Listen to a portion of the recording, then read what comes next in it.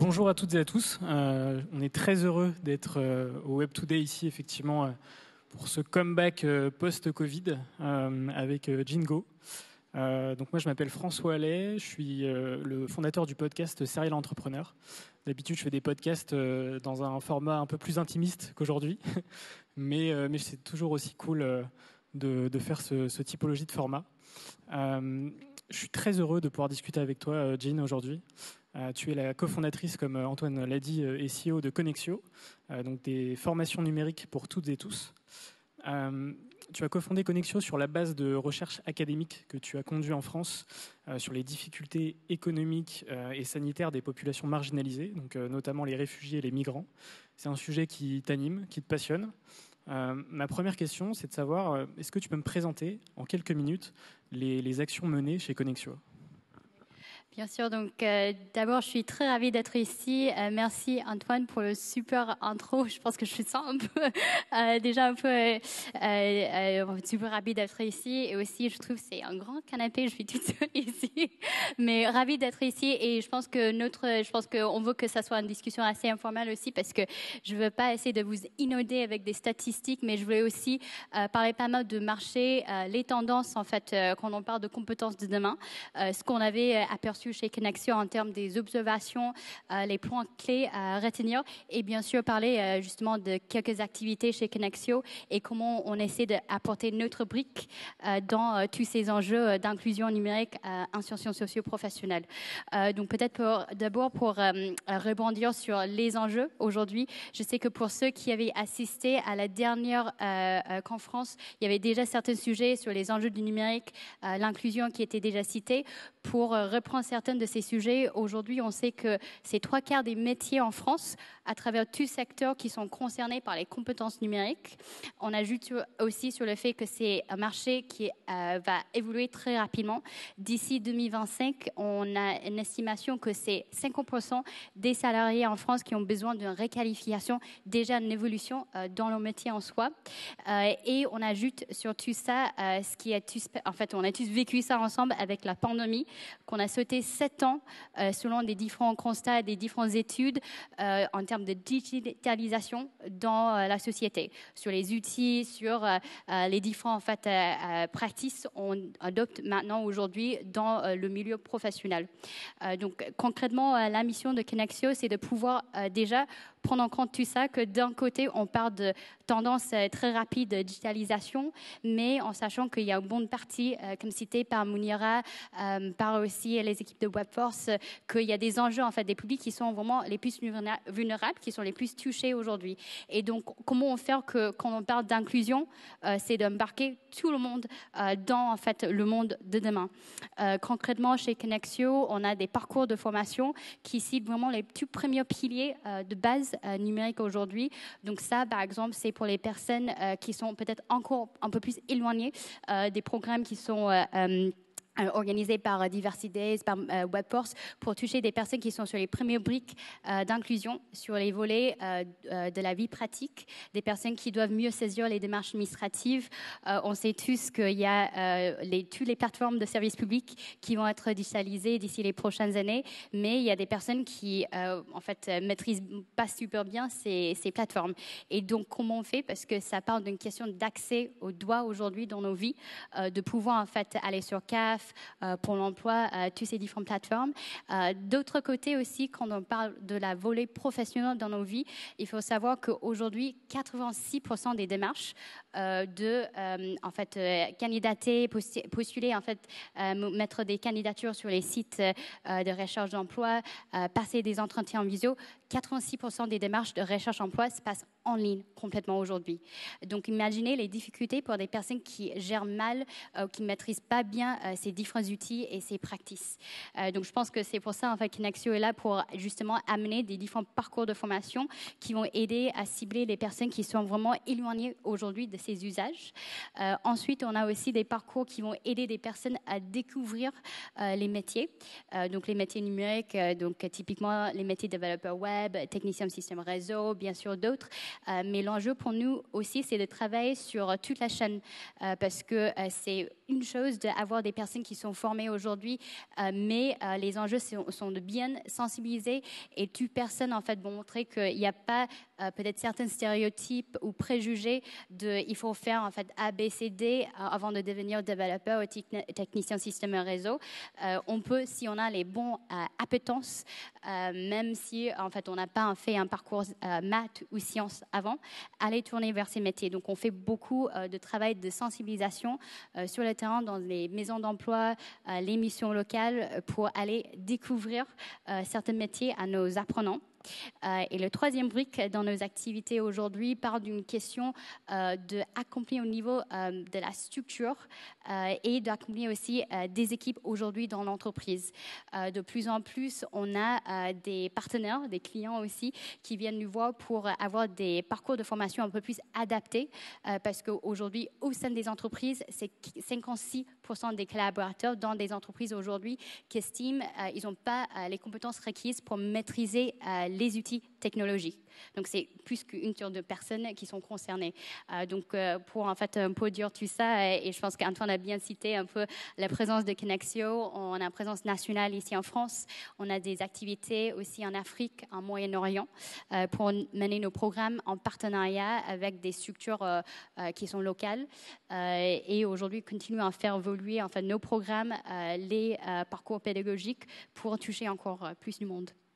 Ouais, super intéressant. Pour commencer à répondre à la problématique de ce talk, anticiper le marché du travail de demain tout en le rendant inclusif, c'est faire face à la fracture numérique, une problématique que la crise sanitaire, comme tu l'as dit, a clairement accentuée. Est-ce que tu peux me parler de cette fracture numérique, cette fragilité numérique, et justement des enjeux de la transformation numérique pour y faire face ? Donc, je pense qu'il y a plusieurs terminologies. Peut-être on avait déjà en fait commencé à entendre fracture numérique, exclusion numérique. Il y a aussi électronisme, pour ceux qui avaient déjà entendu ce terme aussi. Peut-être pour nous, comment on voit ça aussi chez Connexio en travaillant sur le terrain. On a 40 sites opérationnels aujourd'hui en France où on mène nos activités de formation. Donc, on a pas mal de points de relais où on a des apprenants qui remontent justement les obstacles rencontrés sur des démarches administratives, sur d'autres démarches d'employabilité. Et pour nous, ce qui est très important de rappeler, c'est que la fracture, c'est plusieurs choses. Et aussi, je vais vous parler aussi de fragilité, parce que au lieu de voir en fait l'exclusion, l'inclusion comme quelque chose de binaire, on est inclus, on est exclu, 0-1, de plus en plus on voit ça comme une gamme et plutôt c'est une fragilité parce qu'aujourd'hui le fracture peut être défini par un manque d'équipement, manque de connectivité et de plus en plus ce qui est important aussi c'est le manque de en fait une bonne maîtrise de tous ces outils aussi. Donc je pense que déjà dans sa définition, ces termes-là, il y a plusieurs aspects d'équipement jusqu'à les enjeux de connectivité, jusqu'à les maîtrises de ces outils. Et ensuite, dans ça, ce qu'on voit, c'est de plus en plus aujourd'hui, comme des tendances, les outils, tout ça évolue. L'objectif, c'est qu'on est plus ou moins en fait sur un indice de fragilité numérique et pas en fait 0,1. Et donc, pour donner des exemples concrets chez Connexio, des personnes avec qui on travaille, typiquement, en fait, quand on parle avec des jeunes, en fait, la première question qu'on pose, est-ce que vous pensez bien maîtriser les outils? Tout le monde dit oui, parce que la définition, cette première génération qui a grandi, qui sont digital natives, pense que c'est beaucoup les réseaux sociaux, TikTok, Snapchat, même d'autres plateformes que je ne connais plus maintenant. Mais l'enjeu, c'est aujourd'hui maîtriser TikTok ou en réseaux sociaux. C'est pas la même chose d'aller sur LinkedIn, savoir réseauter, envoyer des mails professionnels. Donc, on peut peut-être avoir certaines maîtrises très même approfondies sur certains réseaux sociaux, mais avoir des manques assez importants, des lacunes dans nos compétences sur d'autres outils et des outils qui sont très importants dans la vie professionnelle. Donc ça, c'est exemple, par exemple pour montrer qu'il n'y a pas que des seniors, même si on a peut-être certains stéréotypes, justement des personnes qui sont touchées par la fracture numérique. Deuxième exemple aussi, c'est des personnes aujourd'hui qui se trouvent dans des situations de justement en fait voir leur métier digitalisé. Par exemple, aujourd'hui, on a des formations pour des personnes qui sont dans des métiers de secteur bâtiment, services de propriété, où on commence à digitaliser certains usages. Par exemple, au lieu de tout faire sur papier aujourd'hui, on passe des choses plus en tablette, on commence à digitaliser les outils back-office, les CRM, beaucoup des outils qui concernent les enjeux de communication, collaboration, la performance des entreprises et aussi il faut aider à monter en compétence les équipes. Donc aujourd'hui c'est une question aussi pour aider des personnes qui sont dans des métiers actuels d'évoluer.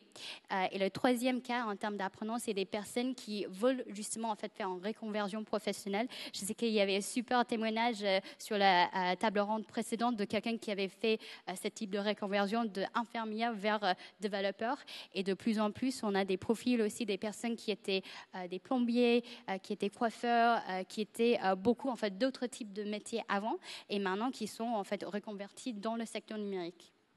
Justement, cette fragilité numérique, elle est très présente dans les entreprises. Pourquoi justement c'est important pour les entreprises de travailler sur la montée en compétences de leurs salariés? Et est-ce que justement ça peut lutter contre cette fragilité numérique? Je pense que je serai assez biaisée sur cette réponse, oui. Et je vais apporter aussi certains justement constats statistiques qui soutiennent un peu ma réponse. Je pense intuitivement, c'est important de travailler sur des enjeux de montée en compétences, des plans de formation au sein des entreprises. Et pour dire ça, aujourd'hui, on sait que le besoin de compétences en informatique, ça va augmenter d'ici 2030 de 90%.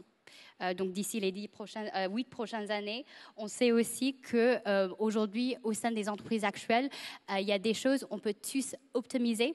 Par exemple, c'est 85% des collaborateurs qui perdent des heures, en moyenne 2-3 heures par semaine en productivité, juste sur des types de tâches comme la recherche d'informations, parce qu'il n'y a pas assez des systèmes ou des best practices pour favoriser ça.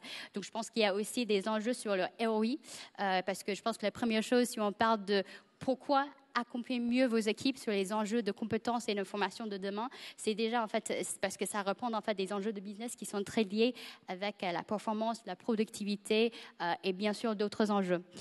Et après pour nous aujourd'hui c'est des enjeux qu'on voit dans certaines entreprises avec qui on travaille, c'est d'avoir en fait adopté un plan stratégique sur les outils, sur la digitalisation, mais pas accompagner ça sur un plan de formation.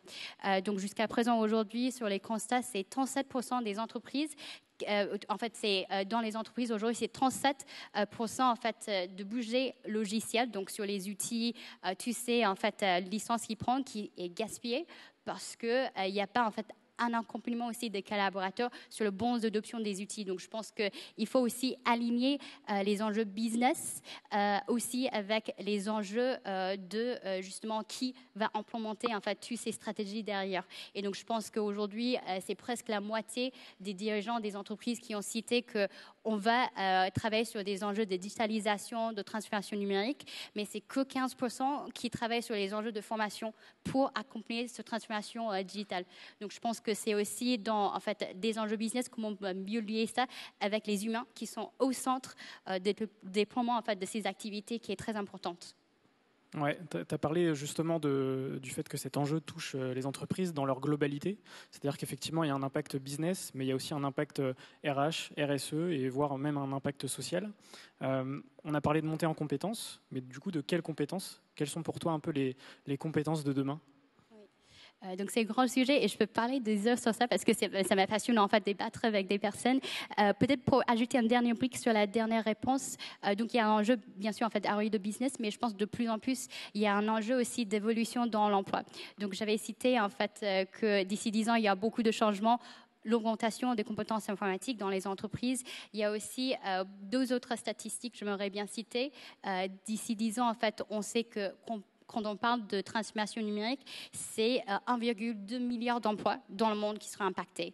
The good news, donc les bonnes nouvelles, parce qu'on parle beaucoup d'automatisation, comment ça va remplacer des emplois, c'est techniquement que 5% des emplois, des métiers aujourd'hui qui vont disparaître.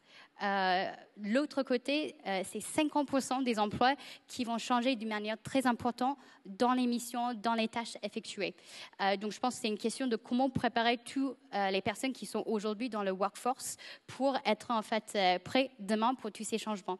Donc, je pense que c'est une évolution en fait des compétences, mais aussi les personnes en fait qui doivent aussi eux-mêmes peut-être changer d'un métier à un autre dans en fait leur travail actuel. Et aussi une question pour les entreprises, comment on travaille sur leur rétention des talents, l'accompagnement en fait de l'évolution en fait de leur évolution dans le temps.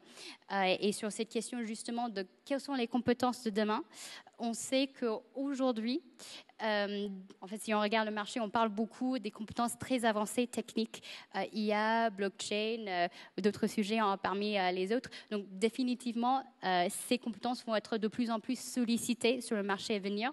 Mais ce qui est assez important de savoir, c'est aussi les compétences plutôt en fait de base sur l'acculturation, les enjeux un peu plus généralistes dans les compétences informatiques vont aussi beaucoup augmenter parce qu'aujourd'hui il y a ce travail de digitalisation assez généralisé à travers tout secteur en fait tous les compétences dans les secteurs très avancés aujourd'hui, data analyst, cybersécurité, que même sur la globalité, si on regarde ça, c'est 6% de marché total. Mais la plupart en fait des évolutions vont passer dans d'autres secteurs d'activité, pas que le secteur numérique. Donc, en fait, comment on travaille sur ça. Et ensuite, bien sûr, en fait, il n'y a pas que les compétences techniques. Connexion nous-mêmes, dans nos parcours, on intègre beaucoup les enjeux de compétences transverses, les fameuses soft skills dans nos parcours. Le premier critère qu'on en avait demandé, il y avait des sondages qui étaient faits dans la pandémie pour des employeurs dans les entreprises. Premier critère, en fait, qu'ils cherchaient auprès de leurs équipes, adaptabilité. C'est des enjeux très larges. Comment définir l'adaptabilité? Comment nous, on va pouvoir évoluer? C'est des sujets en fait assez larges, mais je pense que sur les compétences de demain, bien sûr, il y a la compétence technique, mais de plus en plus, on va évoluer sur en fait, une meilleure prise en main des outils. On a cette tendance SaaS, Software as a Service, où on commence à regarder, par exemple, les sites web.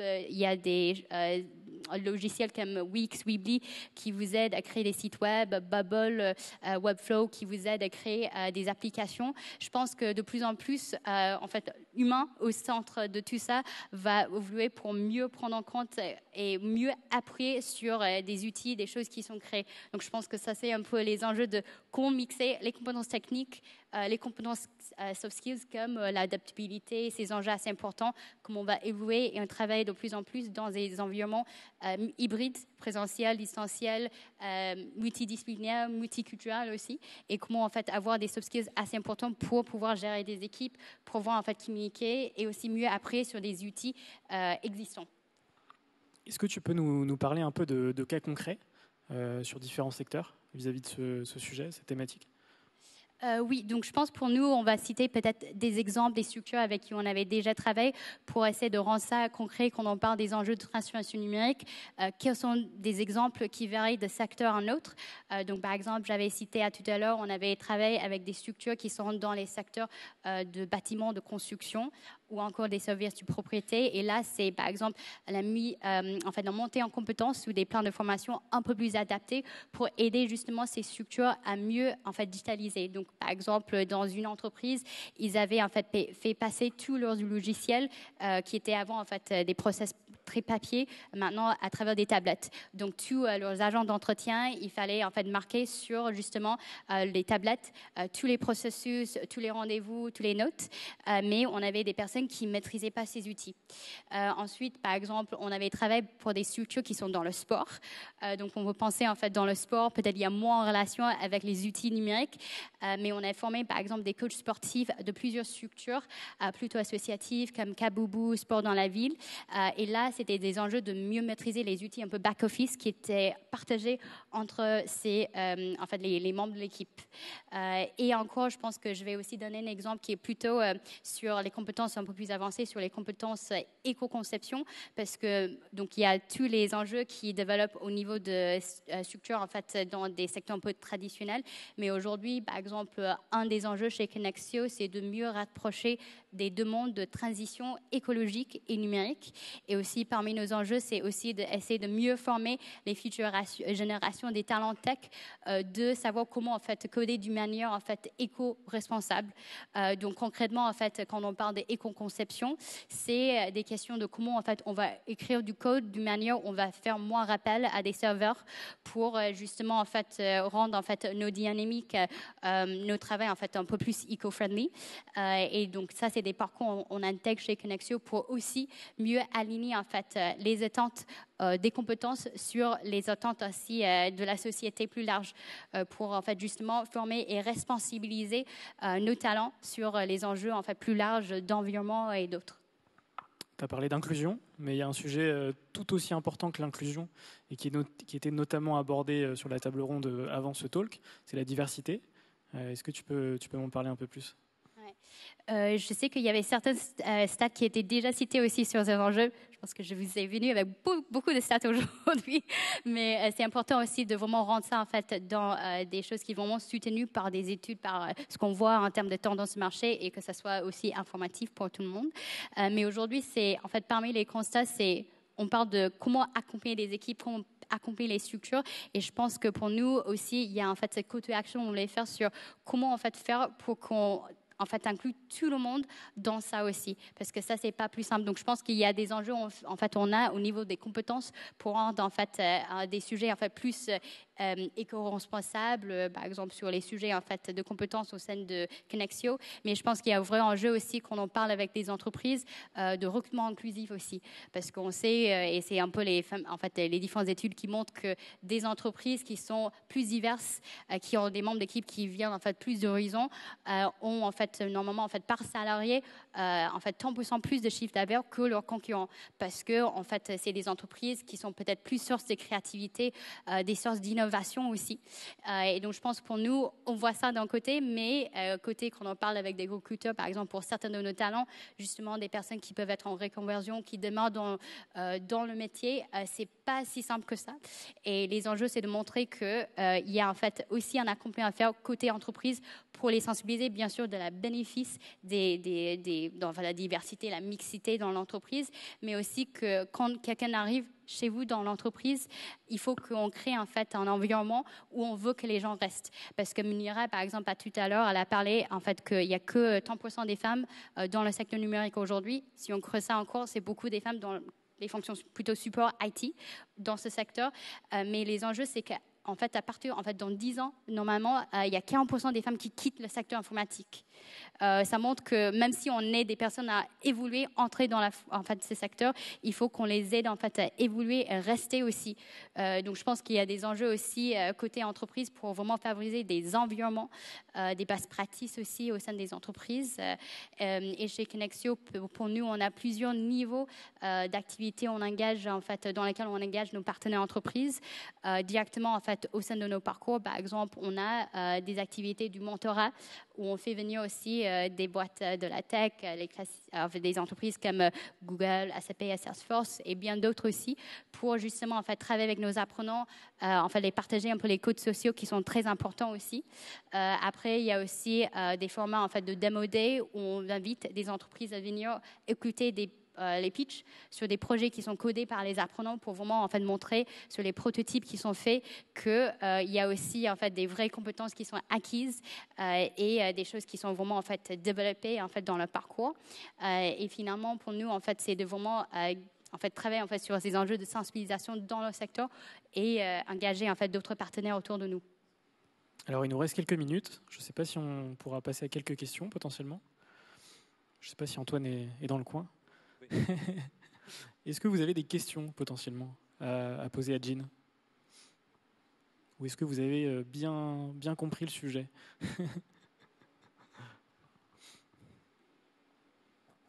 Pas de questions ? Vous êtes sûr ? Moi j'ai une question à poser. 15 villes en France. Est-ce qu'on peut rencontrer Connexio à Nantes ? Oui, ça c'est une question, Antoine. Donc je pense qu'effectivement, en fait, on est en train de travailler avec certains membres de notre équipe pour justement, on est encore on n'est pas encore à Connexio à Nantes, mais ça fait partie aussi de notre objectif. On a des acteurs avec qui on a commencé à discuter, une trentaine d'acteurs actuellement. On sera ravis aussi de voir comment en fait on peut développer des synergies. Donc pour ceux qui sont ici, côté entreprise, côté aussi structure en fait de l'OSS, on sera ravis de voir aussi comment on peut développer des synergies, soit sur l'axe formation, l'insertion professionnelle, parce que je pense qu'il y a justement en fait un beau dynamique ici en termes de écosystème tech. Pour nous, l'enjeu c'est vraiment d'assurer que ce qu'on apporte répond aux besoins aussi des potentiels apprenants, des potentielles entreprises en termes de compétences et autres. Donc voilà, bonne question sur ça. On sera ravis de discuter après aussi sur les belles synergies. Et peut-être un petit mot de la fin. Où est-ce qu'on peut te contacter, te poser des questions, échanger avec toi sur ces sujets ? Oui, donc rapidement pour peut-être un dernier justement en fait échange. Si vous voulez en fait nous trouver, donc c'est Connexio, Konexio.eu sur différents en fait volets là, sur bien sûr les axes de formation, sur les enjeux de recrutement en fait et justement création de plus de valeur, de diversité, de vraiment voir comment on peut appuyer sur le numérique comme un levier d'inclusion socio-professionnelle pour tous et pour toutes. Super, super, merci beaucoup Jean. Et c'est vrai que je ne l'ai pas précisé, je rajoute quelques mots, je n'ai pas précisé au début, mais moi j'interviewe des entrepreneurs depuis 2017. La mission du podcast Serial Entrepreneur, c'est de promouvoir justement la diversité dans l'entrepreneuriat francophone. Et c'est pour ça, c'est un sujet super important et qu'il faut promouvoir justement pour aussi bien dans l'entrepreneuriat que dans le monde du travail. Voilà. Merci.